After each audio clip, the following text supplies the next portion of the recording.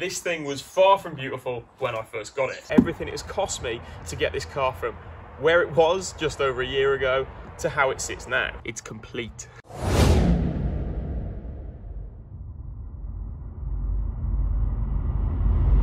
What's going on, guys? Now I see an awful lot of posts on the Facebook pages about the various costs associated with Mark 6 Fiesta STs and Mark 6 Fiestas in general. I see posts pretty much on the daily asking, how much is my car worth? What's about for this budget? And all sorts of questions like that. But in reality, a car's only really worth what someone's prepared to pay for it. I've actually seen a few posts online of people saying that the Mark 6 Fiesta ST150 could be considered a future investment. But I can't really see it myself. In fact, I can't see prices of normal ST150s rising or particularly holding any value unless you've got a really low mileage clean example.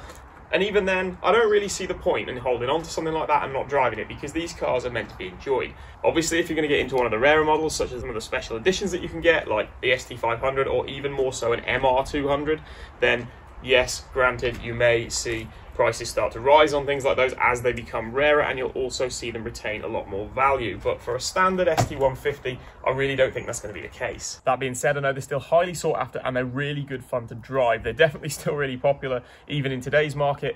And I mean, who couldn't love the way one of these things looks? But then 150 horsepower from a 2-litre naturally aspirated engine, by today's standards, isn't really a great number at all. Now, although at the moment it has 0 horsepower, my Mark 7 Fiesta 1-litre EcoBoost from the factory came with 140 horsepower.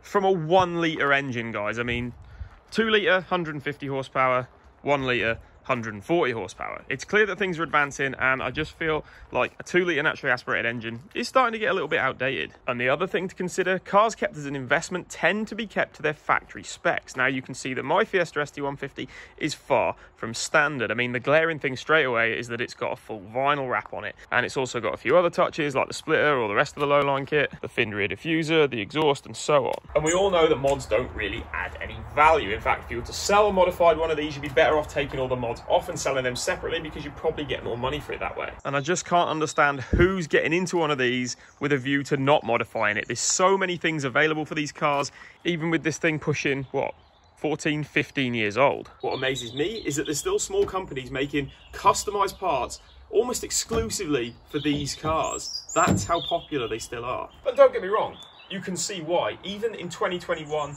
this is a beautiful car. But this thing was far from beautiful when I first got it. It's been just over a year since this car was delivered to me on the back of a trailer, and I've got to say, it was in a sorry state when it arrived here.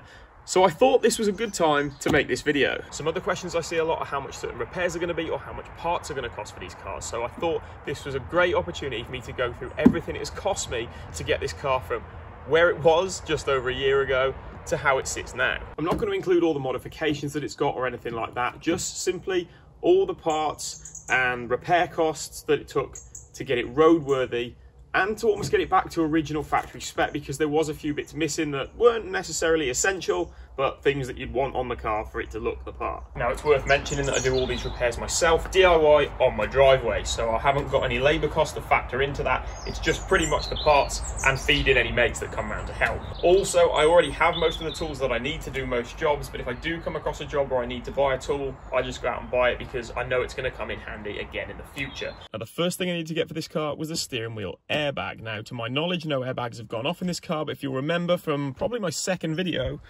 the original, the cover was ripped. So we replaced that, and that was £25. Oh, it's probably also worth mentioning that I don't buy all these parts brand new. I got the replacement one of these off eBay for £25. That wasn't new for £25. I do get most of my parts secondhand, you know, if they're going to be a ridiculous price new. So I'll let you know what I got new and what I got secondhand in the video as well. The next thing I desperately needed when I picked up this car was some new floor mats, because there just wasn't any in it when I got it, and I knew I'd wear through the carpet pretty damn quickly. They were just £12. Now, just like the other Mark 6 Fiesta that I owned, and probably just about every other Mark 6 Fiesta I've been in, including my two best friends' Mark 6 Fiestas, the seat tilt handles were broken. They were £7 for the pair. Now, the first major mechanical thing I had to do, and still my most popular video to date, was fixing the stiff gear change. I'm going to chalk that one down as free, because all I really needed was a 12mm drill bit and some basic hand tools, and a little bit of grease. I then had to do brakes all round on this car, and for the discs and pads it cost me £110. I also bought a slider pin kit for both the front and the rear, and these came in at £23 for both kits. Next up was the switch for the reverse lights. on the gearbox. Now that came in at £9 originally, but I realised I bought the wrong one, so I had to get that refunded. And then once I got the right one, it came in at £14. The next thing was the resistor for the heater controls. And as you can see, once again, it only works on number 4. This will actually be the 3rd time I've replaced this when I eventually get round to it, which means I spent £21 in total on these resistors because they're £7 each. Unfortunately, they just seem to keep wearing out and I have to periodically replace them. I don't know if there's something else going on there. I thought it was possibly to do with the blower motor because I ended up having to replace that because it had worn bearings in it, and I thought maybe that was putting excess strain on the electrical system blowing the resistor. But it turns out that isn't the case because the fan now works fine since replacing that, but the resistor's obviously blown again, so I don't really know what's causing that. So that blower motor cost me £36 and I got that used on eBay. And I've just realised I kind of backtracked on what I said originally by telling you whether I bought stuff new or second hand, but basically everything up until the blower motor, not including the airbag, was brand new. Now after replacing the blower motor and those resistors, I thought I'd finally have some heat inside the car to keep me warm in the winter, but that just wasn't the case because the car needed a new thermostat. Ended up buying a new thermostat brand new from Eurocar Parts, and it was only £23. Now when I first got the car, I couldn't open the boot with the button on the dash or the button on the key, and I had to open it manually, which wasn't easy.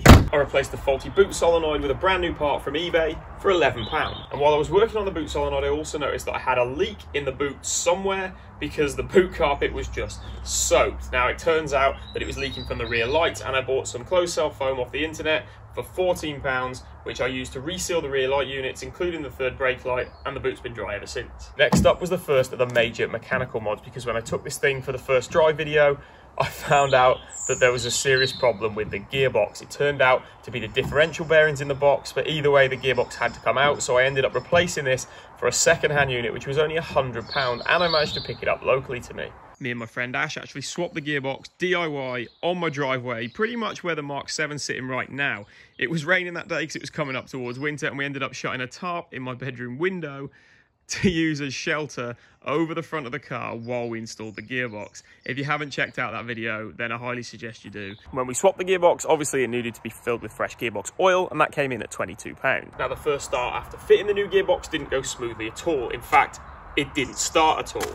It turns out I damaged the starter motor while I was putting it back in when we refitted the gearbox, and I had to get a replacement. Luckily, I found a cheap starter motor on eBay secondhand for £15. It seems the whole gearbox situation started somewhat of a chain reaction, because after just a couple of days after fitting the new starter motor, the car cut out and wouldn't start again. It turned out the battery wasn't charging. I needed a new alternator this time. So I found a replacement alternator on eBay for £26 secondhand. Now, I don't know if it's coming across on camera, but it is starting to get a bit dark, so I'm going to pick this up tomorrow. Okay, it's the following day. It's a little bit brighter outside, and we can carry on. So the next thing, I guess you could technically call it a mod, but it does fix a very common problem with these cars, so I'm going to include it in this video, and that is the power steering fluid reservoir. So I've relocated it, as many people do, to the other side of the engine bay over here next to the battery. And that's because in the original location, where the lines run and where the bottle's actually situated, it just overheats and the fluid starts to cook, and it just turns black and doesn't work anymore. You start to hear a whining from the pump, and eventually the pump will probably give out, and you're just not going to have a good time at all. So we've relocated that over here. Now there are a number of off-the-shelf kits to do this, but they cost in excess of £100 for a lot of them. I managed to do this for £65 roughly all in. Obviously I also had to buy a bottle of power steering fluid, and that came in at £22, but you'd have to do this anyway, multiple times over, having to keep flushing the system at regular intervals to keep that fluid in check. But with this, hopefully I won't have to change it as often. So while we're on the topic of fluids, one thing this car desperately needed was a service, so that was the next thing on the list. I changed out the oil filter, fuel filter, didn't have to worry about the air filter because we've already got a ram air intake on this, and I replaced the drain bolt because that thing was really rusty, and all those service parts came in at £44.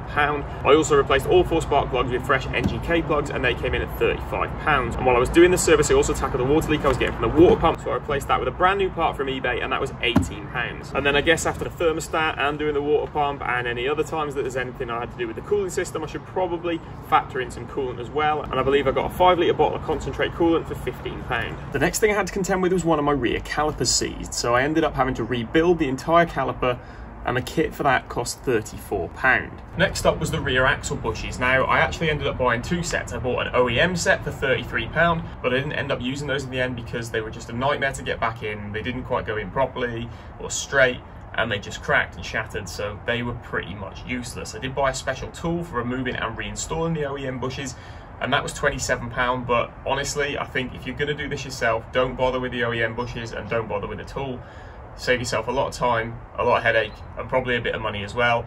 Just cut the original bushes out. There's videos online on how to do that, and replace them with Powerflex bushes like I did. I got a set of Powerflex rear axle bushes for £60, but I ended up getting a better quality bush and technically a mod as well. So overall, I was quite happy with that. I'm just annoyed that I went out and bought that tool, which you don't need to reinstall the Powerflex bushes. They just slide right in, so you wouldn't have to buy that. You just need to buy the bushes.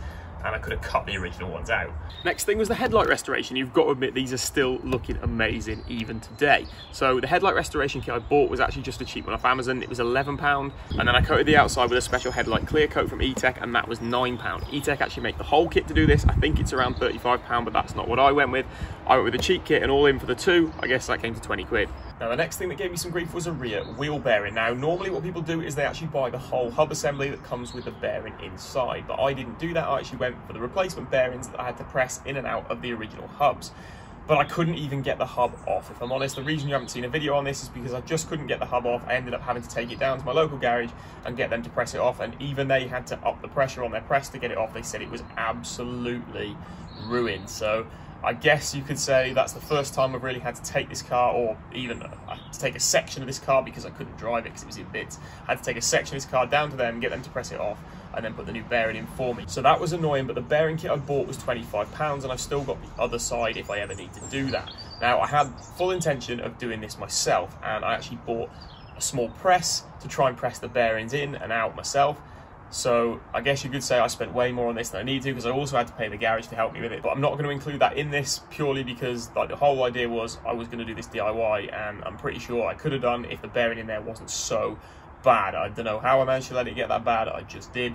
But in future, basically, if I ever have to do the other one, I've still got a spare bearing and I've got that press, and hopefully that'll work when I next come to do one. Despite replacing the bearing, I still had some funny noises coming from the back end. I tried two brand new top mounts for the top of the struts, and they were £20, but that didn't solve the issue. I ended up having to replace both rear shocks for new units, and they came in at £50. And that pretty much brings us up to date in terms of repairs, apart from, you'll remember that we recently refurbished the wheels all round, and I got new front tyres. So the front tyres came in at £150. I still need to do the backs, but I haven't got those yet. But I'll be getting the same, so it'll be another £150 for that, but I'm not going to include that just yet because I don't have them yet. Now the wheel refurb itself cost me £116 all in, for all the paints and fillers and all the other supplies I used to do the refurb. But it's worth noting that a large portion of that was for the 2K clear coat that I used, because that was £20 a can, and I needed 2 cans to do all 4 wheels. Sticking with the wheels for a second, some of you will probably remember that when I first got this car, the wheels came without any centre caps, and that's kind of the case for quite a few pieces of trim on these cars if you pick them up second hand.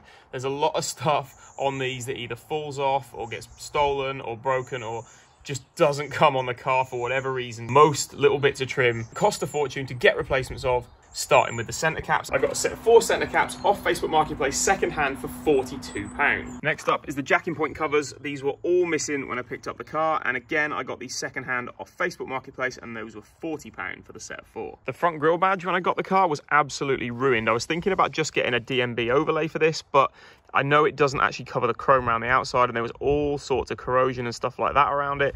So I had to get another one, but this was brand new. I got it off eBay and it was £9. The rear reflectors are another piece that are hard to come by, especially for a decent price. I ended up getting these again off Facebook Marketplace. They were £35 second hand. And I've just had a delivery that brings me on to the final piece of the puzzle that this car was missing when I picked it up. It's something you guys have been crying out for me to get for so long. Can you guess what it is yet? That's right, we finally got the rear honeycomb, and I picked this up second hand off Facebook for £30 posted, and I couldn't be happier. Might help if I put it the right way around, but let's get this finally installed on the car. Yes, finally we've got one of these. You know what a bonus with it is as well? It's already painted, so I haven't got to faff about doing any more painting, thank God. And you've got to admit, that looks so much better. It just looked awful before with that piece missing, and we finally got one. Like, I don't think I've been so excited about a piece of plastic probably since we fitted the low line kit or the diffuser fins or something like that, but oh, it's complete. So there we go. That is pretty much everything that it's cost me to get this car either mechanically functional or to get it back to as close to the original factory spec as I can in terms of the trim and things like that.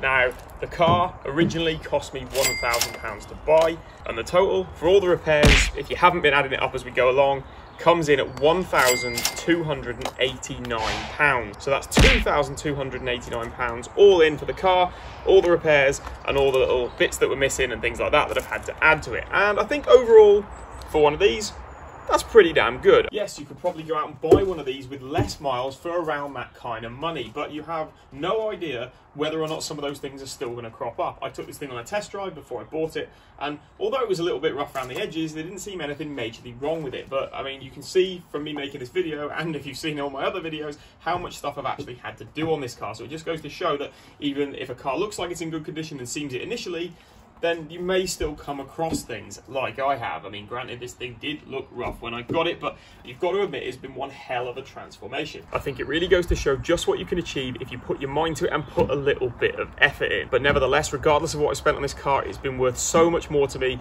in the learning experience and getting to do some things that I've just never had to do on cars before, and getting to bring content to you guys as well, which I've thoroughly enjoyed. Now, I didn't include any of the mods that are on this car in this video, but if that's something you'd like to see and you'd like to know how much I spent on mods for this car, then let me know in the comments below and we'll get a video of that up shortly. But for this video, it's time to end, so thank you very much for watching and I'll see you next time.